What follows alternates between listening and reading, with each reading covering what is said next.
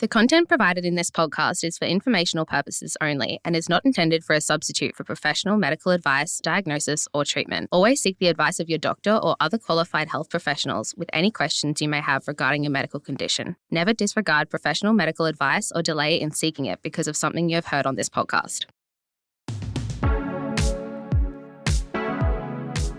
On today's episode, we will be eating away at how fats and proteins impacts BGLs with dietitian Phoebe Nelson.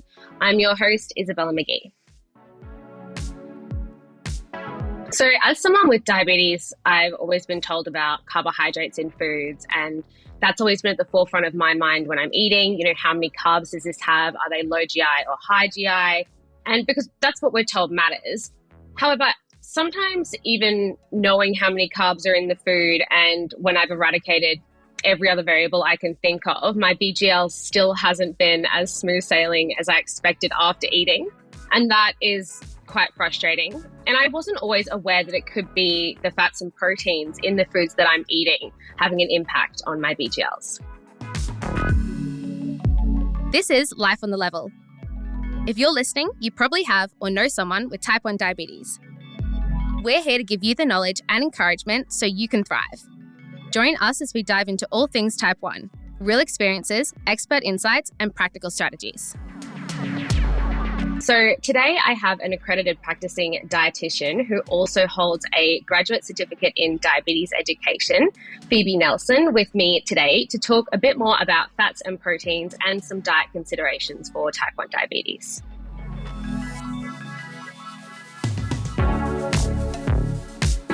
Hi, Phoebe. Thanks so much for joining me today. Hi, Isabella. Thank you for having me. So firstly, could you tell me about how fats and proteins can impact blood glucose levels? Yeah, absolutely. So I guess we all know that carbohydrates or carbs are the main macronutrient that impact our blood glucose levels. Yeah, we know that when we eat carbs, our body's turned into glucose and that raises our blood glucose levels.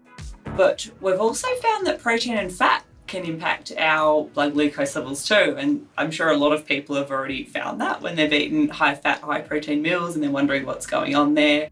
So I guess the reason that is there's a couple different reasons for why fat and protein can raise your blood glucose levels. And it's different reasons for each as well.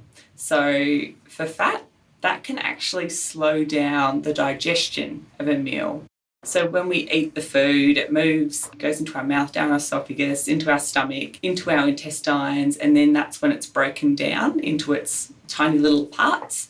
And then but when we have a high fat meal, that slows that process down. So that's when we get that delayed rise in blood glucose levels. So it might not match the profile of the short-acting insulin that you've taken for a meal.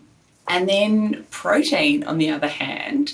So protein, when we eat protein, it breaks down to amino acids, and our body can actually turn that into glucose as well, although in a lot smaller amounts than carbohydrate.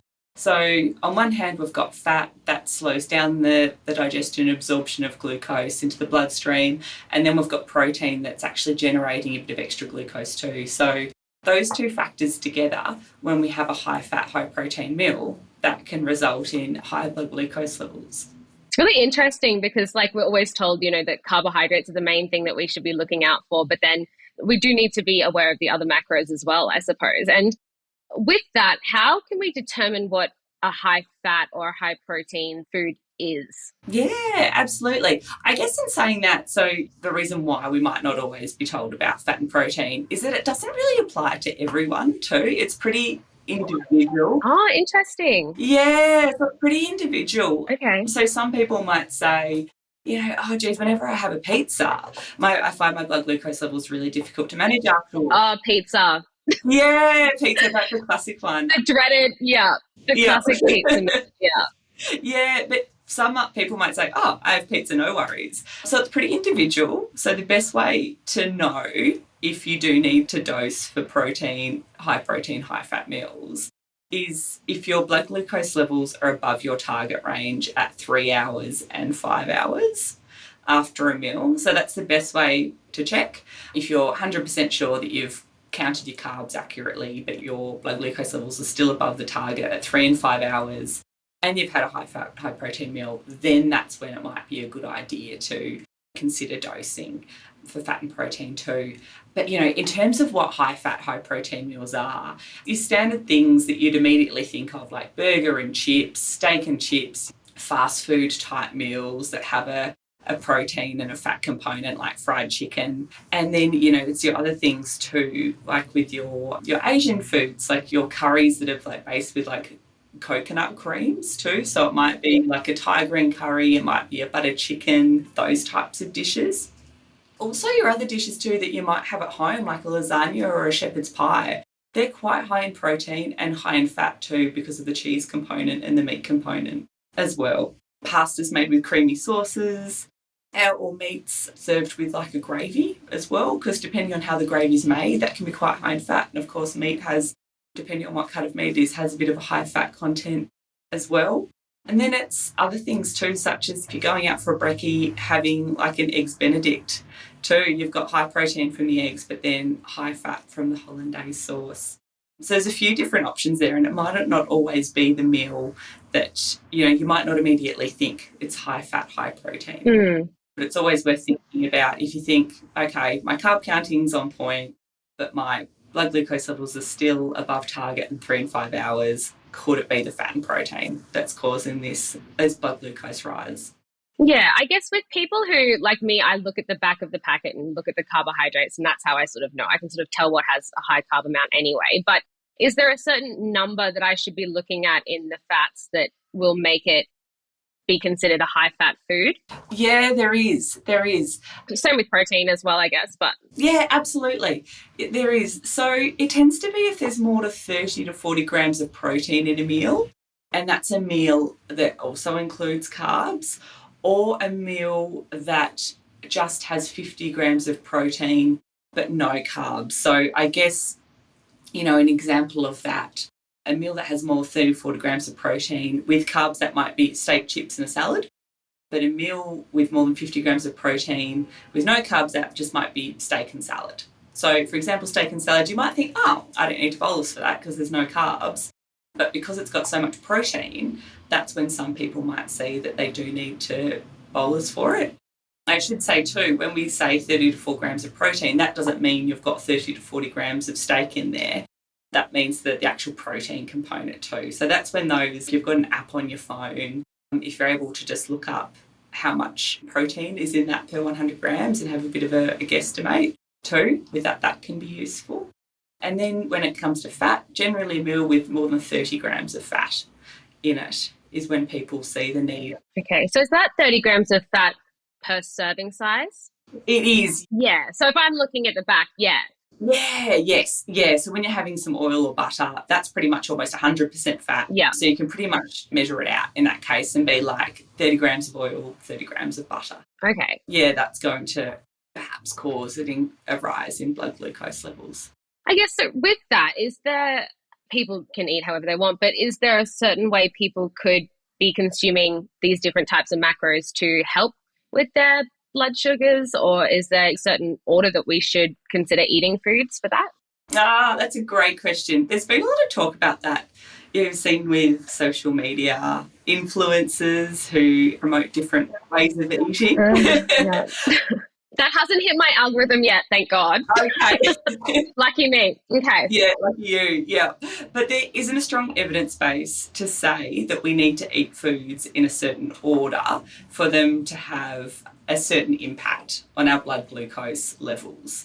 But that's, of course, not disregarding anecdotal or personal experience that someone might have. Everyone has their own experiences where they say, I eat my macros in a certain order, then I have a better impact on my blood glucose levels. And if I don't, that's totally fine if that works for them. But generally speaking, there's no strong evidence to say that we should be eating anything in a certain order. So just enjoy your meal however you'd like. Yeah, and I guess then if you did want to look into that, it's trial and error and it's personal sort of experience. Yeah, totally. Cool. Yeah, have a chat to a dietitian as well and see if there can be some individualised tweaking to your diet to help optimise it for you as well. So when you are eating a food that has high carbohydrates and high fats, and or proteins as well. That's my insulin pump beeping, apologies. Pizza or pasta that you mentioned. How can we sort of eat those foods as someone with diabetes and have a steady BGL? Because that is quite a battle sometimes. Absolutely. Yeah, it all comes down to insulin.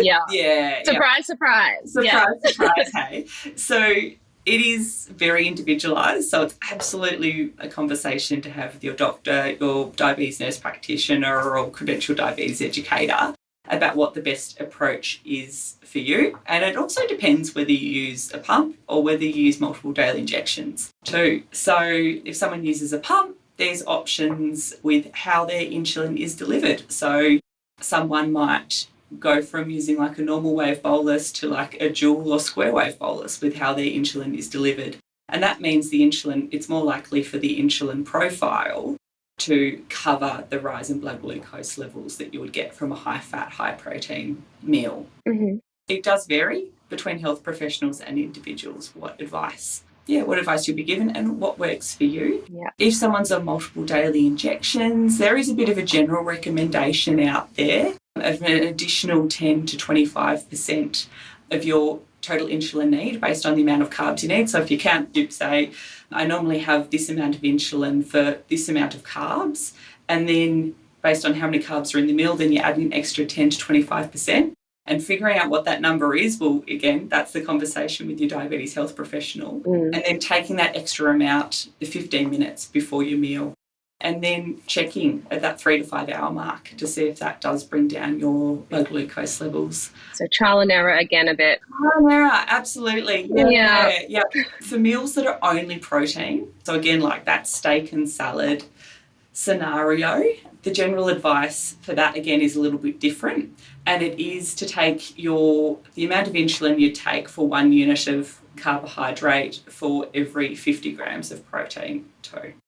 So if I was to give 1 unit of insulin for 15 grams of carbohydrate, I would give 1 unit of insulin for 50 grams of protein.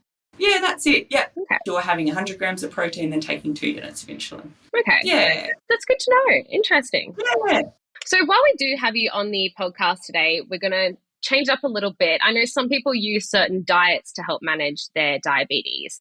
So some that I can think of are, the keto diet, paleo diet, high carb, low fat, and even vegan. So could you talk me through maybe some pros and cons of a couple of these type of diets? Yeah, absolutely. I guess it's worth saying too, there's no one size fits all approach for diets too. And as I mentioned earlier, there's no strong evidence to support any one dietary approach for type 1 diabetes. But again, there's that anecdotal evidence that people have in there that they say this works really well for me, and that's absolutely fantastic. If people find something that works well for them, that's great.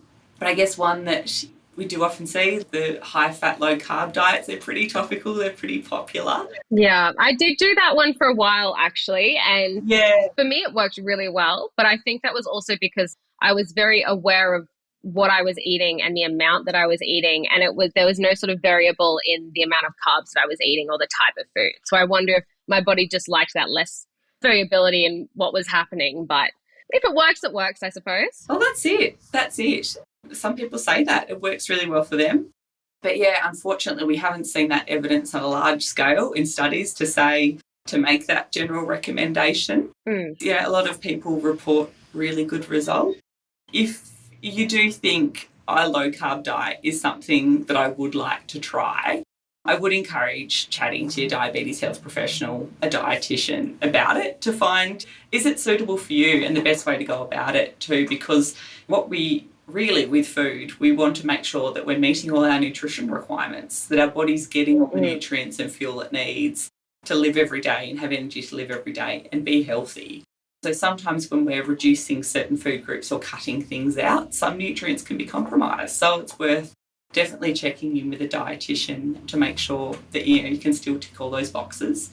And also with low carb too, a lot of people think I'm cutting down carbs, I need to be getting the low carb bread and the low carb noodles, making zucchini noodles and all those types of things. But there have been some studies to say that even if we're cutting out what we call our discretionary foods, so things like lollies, biscuits, soft drink, juices, those types of things that are typically quite... The good stuff. The good stuff, yeah. Good for our soul.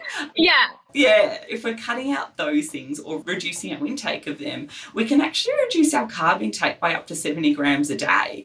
And for a lot of people, that will take them down into the lower carb category and still see those good improvement in blood glucose management.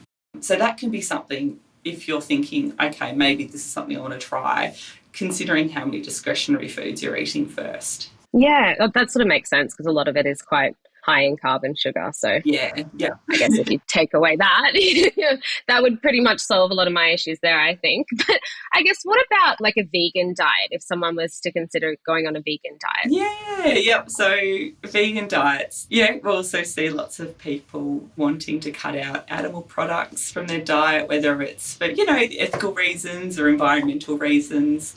And again, I'd encourage you to chat to a dietitian too to make it work for you. There are quite a few nutritional considerations in there because we do get a lot of essential nutrients in large amounts from animal products. So when we cut them out, we need to think about how we're going to replace them. So those key nutrients that we need that are from animal products or found in large amounts in animal products are things like iron, vitamin B12, omega-3, calcium, and protein. It is getting easier and easier for people to follow a vegan diet because there are so many meat and dairy substitutes available now. But one thing to be cautious about with those meat substitutes in particular, so when you go to the supermarket, you go to the meat section and you can get your meat replacement chicken nuggets and chicken schnitzel and sausages, all those ones. So something to be conscious about with those is they're often quite high in salt or sodium. So if you're choosing those products to include in your diet as a vegan, it's good to look for products that have less than 400 milligrams of sodium or salt per 100 grams. Okay, per 100 grams, right.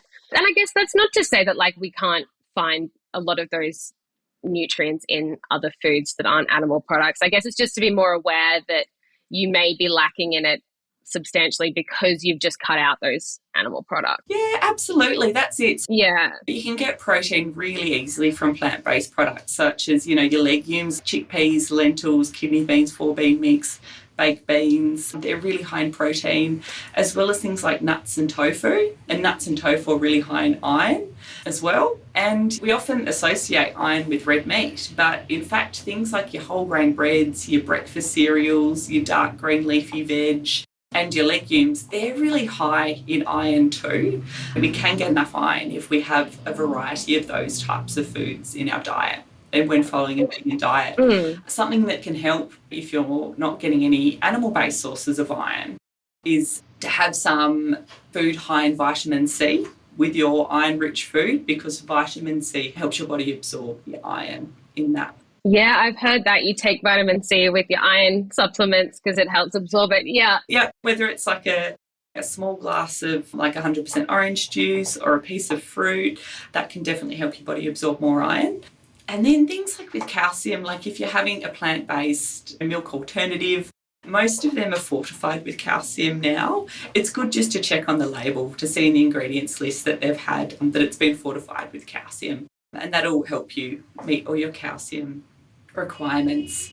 Vitamin B12 tends to be the tricky one. Yeah, because that is really, our body only likes the vitamin B12 that is found in animal-based foods. Interesting. Yeah, it is interesting, isn't it? But the good news is, you can take a supplement, or a lot of those meat alternatives that we spoke about, a lot of them are fortified with vitamin B12 too. Right. So that can be another good way to get it. Yeah. So is B12 only found in animal products naturally, or where else can you get it? It is found in plant-based products, but our body tends to not absorb it nearly as well as it does in animal-based products. Yeah, so there are some plant-based products, such as often people will use nutritional yeast, but unfortunately our body doesn't absorb the vitamin B12 in any significant amount that is beneficial to our health. Yeah. Yeah, okay, interesting. And I guess I know some people who go on these sorts of diets over supplement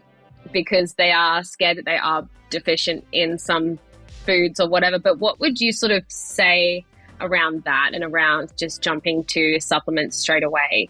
Yeah, like there are definitely supplements available, but it's always worth checking in your GP at first and explaining to your GP that you're thinking of going on a plant-based or vegan diet and asking them what, like, I guess, biomarkers, nutritional biomarkers you would need to monitor. So that for most people, that would be vitamin B12 and iron. And what the GP can do is do a baseline blood test and see how your iron levels are and your vitamin B12 levels. Get your HbA1c done while you're there. Yeah, that's it. Yeah. Yeah. 2 in 1. Yeah, Double it up. 2 in 1. Yeah. Because you want that baseline level, because some people might already be quite low in iron. For some people, a tablet isn't quite enough to bring their iron levels up to store. They might need another option. So a supplement might not always be the best option, but it's always good to get that baseline measurement done to see if you do need it or not. And then, you can check in with your GP 6 months, 12 months down the track to see how your levels are tracking. Do you need a supplement? It's always great to see if you can try and get these nutrients through your diet. Yeah. Check in with the dietitian. But if not, and supplements are required, at least you've got that evidence with your blood tests to say your body does need it. Because there can be, if your iron levels are already high and you take an iron supplement, that can actually be quite damaging to your liver. So you don't really want to do that. So you can technically over-supplement. You can, with some things. You can. Yeah, too much of a good thing, so you can over-supplement. So it's always good to get those blood tests done first before you start taking a supplement. Cool. So thanks so much for joining me, Phoebe, and have a lovely day. Thanks so much for having me, Isabella. Thanks. Always speak to a dietitian or health professional if you have any questions about diabetes and nutrition, and check out our show notes for some helpful links, including the Daphne program. This podcast was brought to you by the National Diabetes Services Scheme. The NDSS is an initiative of the Australian Government and is administered by Diabetes Australia. All experiences and opinions described in this podcast are those of each individual guest. Your experience and management may be different.